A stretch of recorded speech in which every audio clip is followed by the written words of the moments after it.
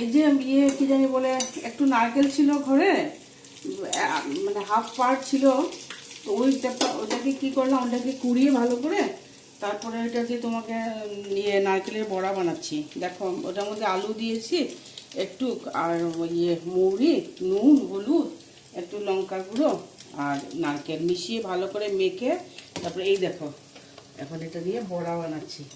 খেতে খুব ভালো লাগে বড়াগুলো, খেয়ে দেখবে তোমরা বানিয়ে নারকেলের বড়া। আর একটু এটা অল্প একটু আটা বা একটু ময়দা একটু ছড়িয়ে বেঁচে দিলে আবার শক্ত হয়ে যাবে, তখন বড়াগুলো খেতে ভালো লাগবে না। একটু দিতে হবে যাতে একটু না ভাঙবে, সেই জন্য। দেখেছো এইগুলো, এই দেখো এরকম ছোটো ছোটো করে বানাতে হবে।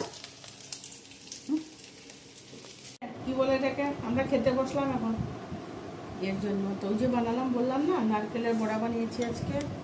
এটা মূলো শাক করেছি, ডাল করেছি, আলু ফুলকপির তরকারি, আর এটা একটু আলু আর ভাত করলা কাঁকরোল সেদ্ধ মাখা।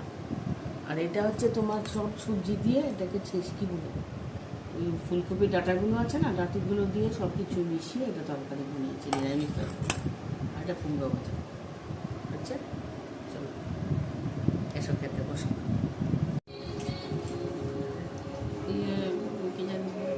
খেতে বসলাম আমরা এখন ডিনার করতে। দেখো ভাত তো করলাম আমি, আলু ফুলকপির তরকারি আছে, এটা দুপুরবেলা বানিয়েছিলাম, নিরামিষ তরকারি এটা এখন আমার ছেলে বানিয়েছে। এটা কি হায়দ্রাবাদি এক কারি, আর আমি আজকে পরোটা খাবো। এটা কুমড়ো ভাজা, ডাল, নারকেলের বড়া। আমার বৌমা খাইনি তো, সেই জন্য বৌমার জন্য রেখেছি। এই আজকে খাওয়া আমার। এখন তোমরা